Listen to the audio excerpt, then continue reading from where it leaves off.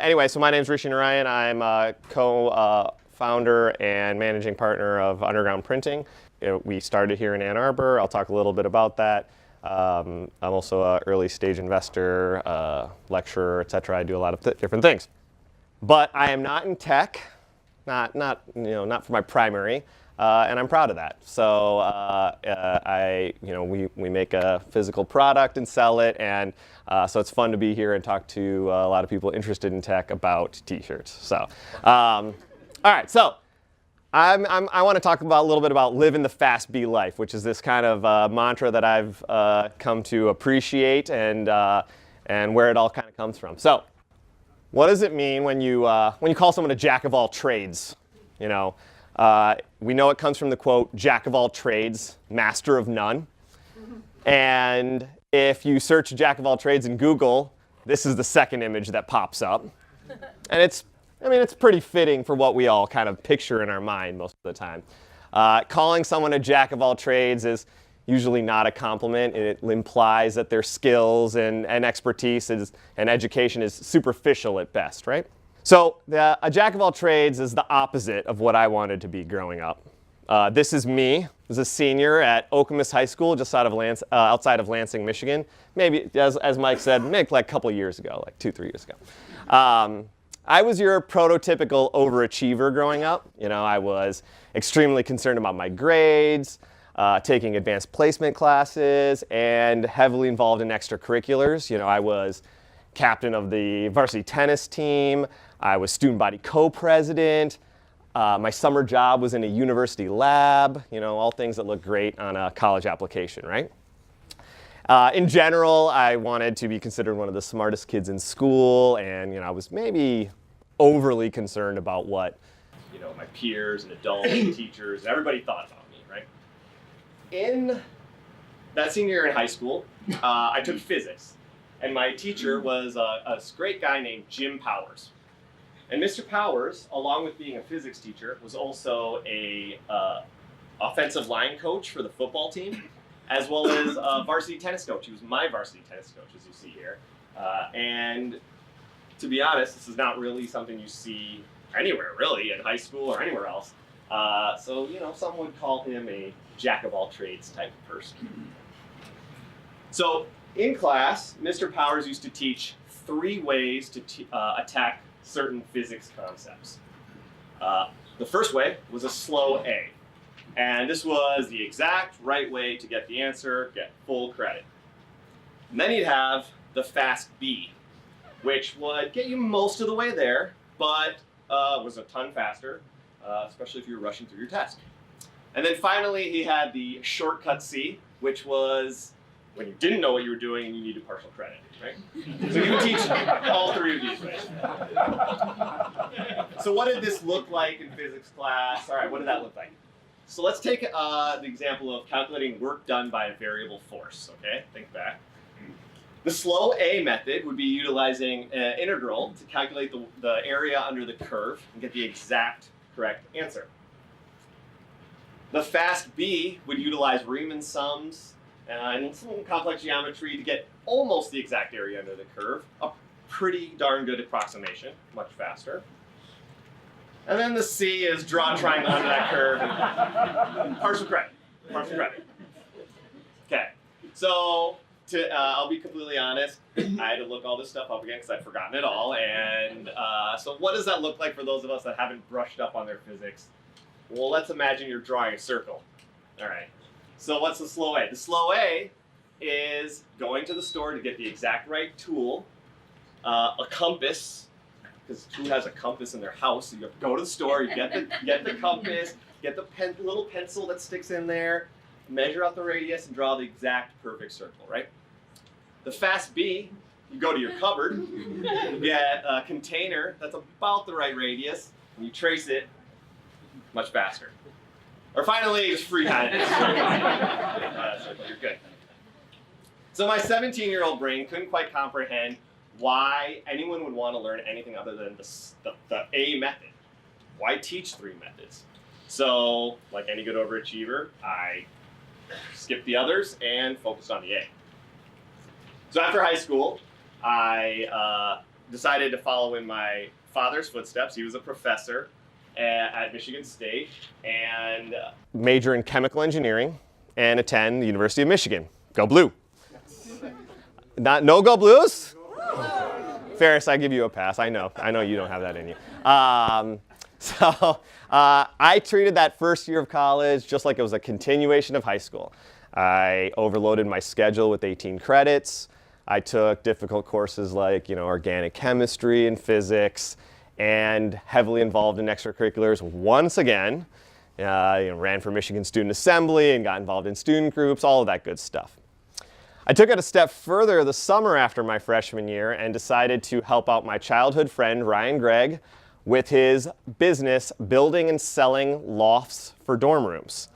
So Ryan, who was also a U of M student at the time, he was in charge of production for those lofts, and I was in charge of the sales, and we were in a startup. As a side note, I had to make this slide in feedback on the TED Talk, which is like a predominantly collegiate audience, as to what a loft was, because they don't have these anymore. They have like stackable fancy furniture in their dorm rooms and whatever. I remember that. That's right. I remember that. You hit your head. You hit your head, yeah. We used to sell for extra the little padding, The padding was extra, the guardrail so you didn't fall off, extra. All the safety features were extra. So this slide is specifically like, this is a loft, this is a loft.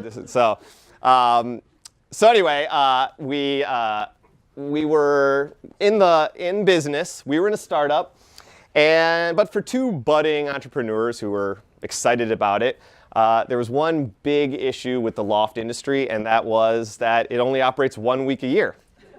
Welcome week, move-in week, right? So we were itching to get involved into something else.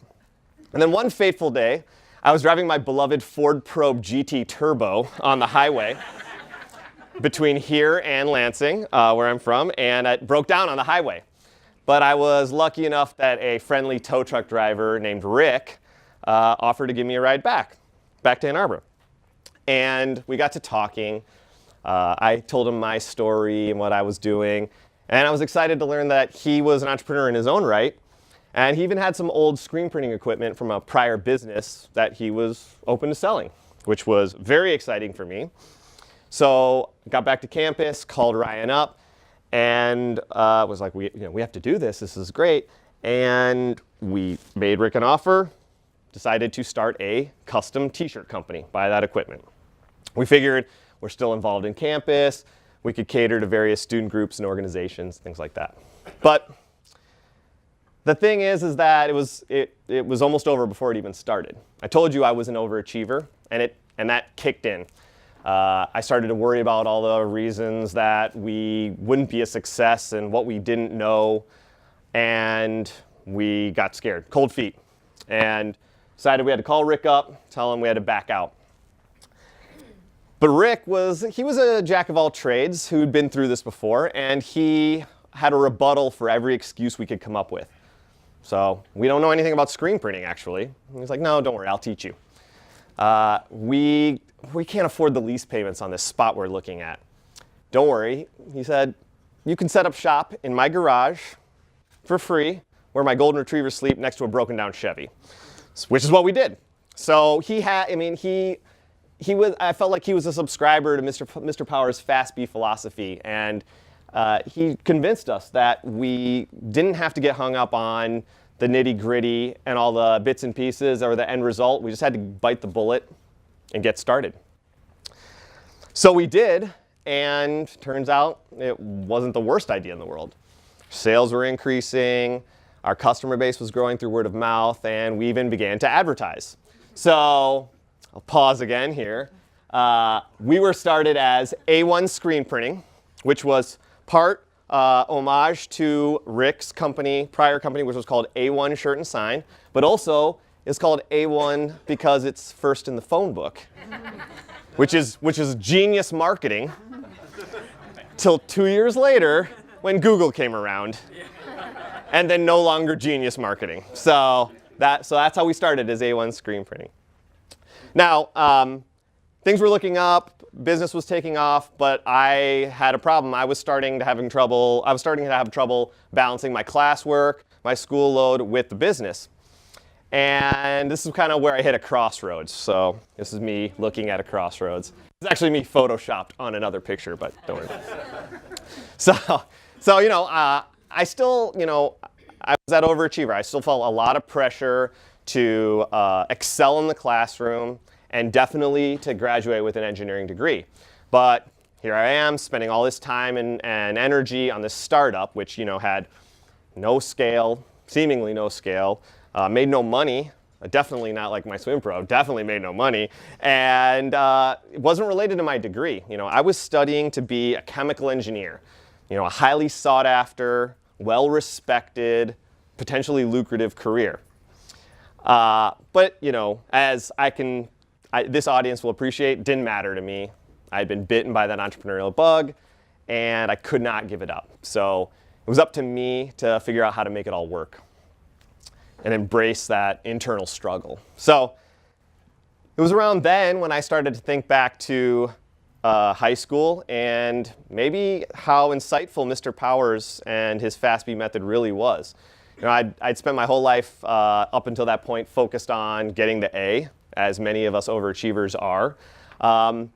But after getting reacquainted with that FASB mentality in our startup through the tow truck driver Rick, I started to apply it to school in all my problem sets and projects and classes. Basically, if I could get there a little bit faster, if I could get to the same basic end result, that was good enough for me, even if I wasn't mastering it. And I just, you know, I started to think about, okay, if I can just acknowledge that the end result is not going to be what I was used to as an overachiever, then perhaps I could apply this FASB mentality and continue on and make everything work. Now, there's a major barrier that presents itself when you're an overachiever and stops you from subscribing to that FASB philosophy, and it's around the perception of success. You know, it's not like you can turn off the part of your brain that cares about getting A's and what other people think. As many of you know, we want to compare grades. It's natural to compare grades and accolades. And oftentimes, if you're living that FASB life, then you're not going to match up with those that you would choose to compare yourself to, right? So for much of my life, if you ask me what I did, I'd tell you, I'm studying to be a chemical engineer. And I do this t-shirt thing on the side. And it was like the perception and the pedigree was so important to me that I would just downplay the other things I did because I felt like that wasn't being respected enough. So much so that I didn't stop with my bachelor's. I continued on for 2 more years to get my master's in chemical engineering, knowing full well that this was going to be a degree that I sent to my mom to stick on the mantle at home. I was never going to use it. So, and you know, if you're this overachiever who believes in success and you feel like you haven't matched up, then, you know, when it all comes down to it, what are you left with? Well, you're left with that 4-letter word that starts with F. Fail. And failure is, I think a lot of us would agree, it's that thing that keeps us up at night. It's our worst case scenario. And there are all sorts of books and quotes and mantras that we all have read about and subscribed to and talk about that talk about embracing failure, right? And as entrepreneurs, I think we all can agree this is important. This is an important thing. But there are some of us that have a mentality, a roadblock per se, where I think it becomes too difficult to think of failure as a positive thing. The word itself can be too much to overcome. I mean, look at it. I mean, it just screams at you. And if you think about this, that's your hard stop. So, for me, this idea that if failure is truly not an option, mentally, then perhaps we need another way to think about opportunities, approaching them, and taking first steps, taking chances. So why is this important, or why do I think this is important? Well, a recent study at Yale University concluded that the brain only learns through uncertainty, meaning we only truly learn when we step outside of our comfort zone and take chances. And for me, that's what Mr. Power's Fast B method is really all about. It's not about A's and B's and C's. It's about the way you approach an opportunity and giving yourself a chance to take that first step without getting hung up on the end result. So I'll be the first to admit that this philosophy isn't a solution for all things. We had some pitches about neurosurgery. I know there are many situations in life where there's nothing acceptable other than an A result. If I'd been a surgeon or a pilot, then perhaps I wouldn't be up here talking about this. But as an entrepreneur who, when I look back on what has allowed me or what has given me confidence to take chances on different opportunities, for me it's the acceptance of and thinking about things and framing things in the Fast B method that's allowed me to take those steps. And it's allowed me to take those steps in things like investing and mentoring, lecturing, and I eventually gave a TED Talk. And the thing with the Fast B is it doesn't need to end there. It can continue on. And so the small side hustle that Ryan and I started 2 decades ago is now Underground Printing, which is a custom printed apparel company with 40 locations throughout the country and 250 employees. Had a little more scale than we initially thought. So, the Fast B has allowed me to kind of reframe and look at things. And I think back to what about this jack of all trades? This image that we have in our head. And I was researching for kind of putting this talk together, and I actually learned that the quote that I referenced in the beginning isn't the full quote. There was a part that's usually left off that was missing. And the full quote goes like this: "A jack of all trades, master of none, but oftentimes better than a master of one." Someone should have told me a lot earlier that there's a second part here. I mean, our whole life we're thinking about, I'm taught to believe that this quote is a negative, describing a negative, but it's actually been written as a positive all along. And I feel like if we can open ourselves up and rethink success, then we open ourselves up to all these opportunities and experiences that we never would have had before.